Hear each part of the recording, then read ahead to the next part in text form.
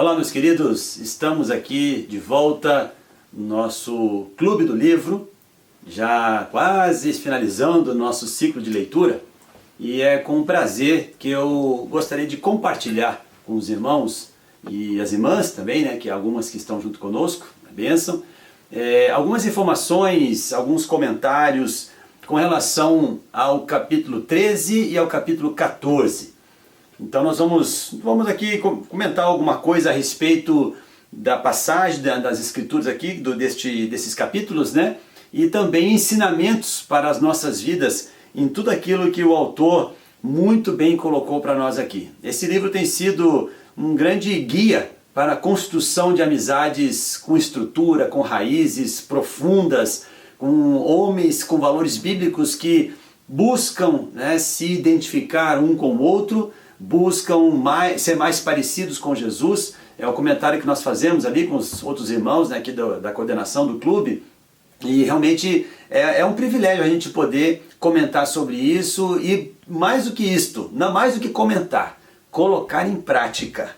Então nós já lemos 12 capítulos e eu espero, né, é o meu desejo, que você que está nos acompanhando esteja realmente vivendo todos estes ensinamentos que nós temos adquirido até agora por intermédio dessa leitura. Ele é um guia prático para isso, então coloque em prática, vá, no final de cada capítulo você vê ali essas orientações, né? Então vá respondendo as perguntas ali, vá colocando em prática, porque este é o maior benefício de nós estarmos lendo todos juntos, para nosso crescimento, para o nosso aprendizado.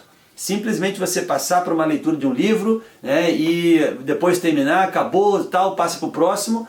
Só isso não te traz um crescimento, mas o verdadeiro crescimento vem quando você aplica isso na sua vida. Nós fazemos isso com as Escrituras, a palavra de Deus, né? Então nós também buscamos este guia aqui, que é de um servo de Deus, um pastor que nos escreveu, para nos aperfeiçoarmos também. Então o capítulo 13, ele tem como título: É amistoso quem age como amigo, escolha seus amigos com cuidado. E o versículo que ele foca aqui logo no início é: aquele que anda com os sábios será cada vez mais sábio, mas o companheiro dos tolos acabará mal. O livro de Provérbios, né, é um guia maravilhoso de conselhos que são válidos até os dias de hoje. Não basta você observar e seguir os conselhos ali de Salomão, por intermédio do livro de Provérbios, que a gente já tem grande vantagem em relação a outras pessoas que não conhecem o Senhor. Então, são três personagens, ou três histórias, vamos dizer assim, que ele destaca, né, histórias e histórias também, porque há uma ali de um personagem fictício, né? Mas que ele destaca ali a descrição destes personagens e traz para nós ensinamentos com relação à escolha de amigos e à escolha de com quem você vai andar, onde você vai conviver, o meio no qual você estará inserido. Então, o primeiro que ele fala é de Pinóquio. Interessante, né? Pinóquio ali, um desenho que é lá da época de criança, né? Da minha época, do Elo também que está aqui, né? Da nossa época aí, a gente lembra bem, né? Houve algumas outras versões mais modernas, até um filme com Tom Hanks a respeito de Pinóquio. Mas a história dele é muito instrutiva, porque a fada madrinha fala para você: se você for um menino que fizer tudo certinho, for correto, escolher bem, né, o que é certo para a sua vida, você vai ser um menino de verdade. Aí que era o desejo de Pinóquio, aquele bonequinho de madeira. E aí acontece toda a história e ele acaba escolhendo mal, sendo influenciado por outros personagens ali, né, que o autor nos descreve, né, que é a raposa, os amigos ali, vai para uma terra falsa, de alegria, né, e ele acaba realmente numa situação muito difícil porque não escolheu bem aqueles que estariam com ele. A outra história que ele fala é a respeito de Abraão e Ló, no caso Abrão ainda, né, e Ló. Quando estavam lá na Campina, viram lá, né, a exposição ali, né, da terra, por causa da divisão que havia entre os pastores. Ló, escolhe para onde você quer ir. Eu quero ir lá para aquela área mais bonita, né, mais verdejante, e foi para a região de Sodoma e Gomorra. O que aconteceu? Foi influenciado por aquele meio. A própria vida de Ló acabou sendo uma grande dificuldade. Ele queria entregar suas filhas para serem possuídas ali pelos homens da cidade, né? Ele retardou o chamado de Deus para ele de poder sair da cidade, né? A sua esposa, depois, quando saindo, olhou para trás. Então, tantas coisas aconteceram, né? A sua descendência virou inimiga do povo de Israel. Então, quanta coisa errada aconteceu. E por último, ele fala de Eric e Daryl, 2 soldados que foram para o Vietnã. E dentro da vida militar, né, cada um pode ter liberdade de escolher muita coisa. E interessante que Daryl acaba escolhendo o caminho ruim, porque ele já vinha de uma linhagem assim, e Eric é aquele que tinha uma boa influência no passado, mas acabou se perdendo também, pela má influência de Daryl na vida dele. E a mãe de Eric fala assim, olha o que o exército fez com meu filho, e na verdade não foi. E aí uma frase bem interessante na página 191, o exército não tinha feito nada com o seu filho. O exército apenas deu-lhe a oportunidade de fazer escolhas para si mesmo. E é nestas escolhas que às vezes nós erramos. E é isso que os princípios que ele fala na parte seguinte ali, 3 princípios, né? Nem toda pessoa é amiga que aparenta ser. As aparências enganam, né? Esse provérbio que a gente já conhece bastante. Então nem todos aqueles que parecem ser amigos realmente o são. Realmente contribuirão para o seu crescimento. Realmente serão verdadeiros com você quando for preciso ser verdadeiro. Amigos são como rodovias, levam para algum lugar. Para algum lugar. Há um destino, há um crescimento no relacionamento, na amizade, no compartilhamento. Há um propósito nesta amizade quando amigos são verdadeiros. Amigos, né, a rodovia, ela tem um destino certo. Ela foi construída com muito esmero, custou dinheiro, foi caro, levou tempo. Assim são as amizades. É um investimento que se faz para se levar a algum lugar. E é assim que nós também devemos construir as nossas amizades, né? E nós precisamos deste relacionamento. Somos seres gregários, precisamos disso. Tá? Então nós temos que entender que aquele que anda com os sábios será cada vez mais sábio.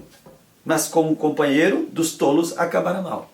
Então esse é o princípio 2. E o terceiro princípio, devemos evitar certos tipos de pessoas, bem como certas estradas, em nosso rodar em busca de amigos, né? E devemos procurar certos tipos de pessoas, como também certas estradas, em nossa busca por amigos. E é assim que nós, aplicando estes princípios, que é muito interessante você poder ver lá no final, que ele dá-lhe uma orientação de como você aplicar, né? Nem toda pessoa é seu amigo, muito cuidado, muita atenção para aqueles com os quais você está convivendo. Amizades que devemos evitar, isso faz parte, é a decisão do não. Isso é liberdade de escolha, você dizer não para certas amizades. E você influenciando outras pessoas para serem também bons amigos. E assim encerramos o capítulo 13. Agora no capítulo 14, ele fala das pegadas grandes. Deixe uma trilha que os amigos possam seguir.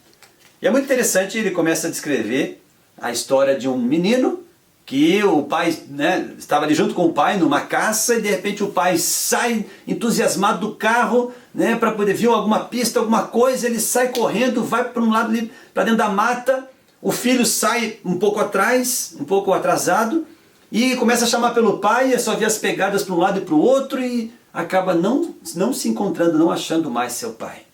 Essa foi a primeira história de apresentação. Na sequência ele fala a respeito da história de um oficial da Marinha dos Estados Unidos, que foi abandonado pelo seu pai ainda em tenra idade, quando adolescente ou até menor, e ficou ali na vida dele uma marca enorme deste abandono. A ausência de pegadas na vida dele que ele pudesse seguir. A ausência de uma masculinidade cristã, de uma hombridade segundo os princípios bíblicos da palavra de Deus, que este homem, agora que o livro diz, com 36 anos de idade, ainda sentia, quando retornava esse assunto, quando vinha ao seu coração, à sua mente esse entendimento, ele ainda sentia a ausência do pai que o tinha abandonado lá por tantos anos. E o livro diz que até sonhar que a sua mãe também ia o abandonar, ele chegava a sonhar. Tal era a aflição de alma que ele tem. Então, marcas que deixaram de ser impressas no coração deste jovem oficial da Marinha dos Estados Unidos.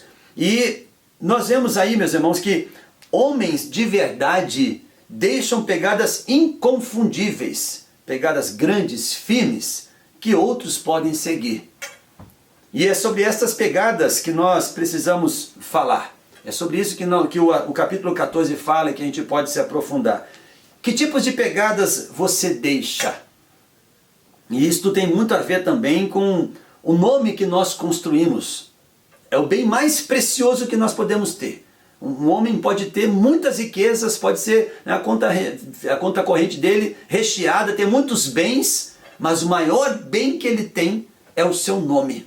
Porque ele constrói a sua história em cima, não do seu dinheiro, mas em cima do seu nome, da sua reputação.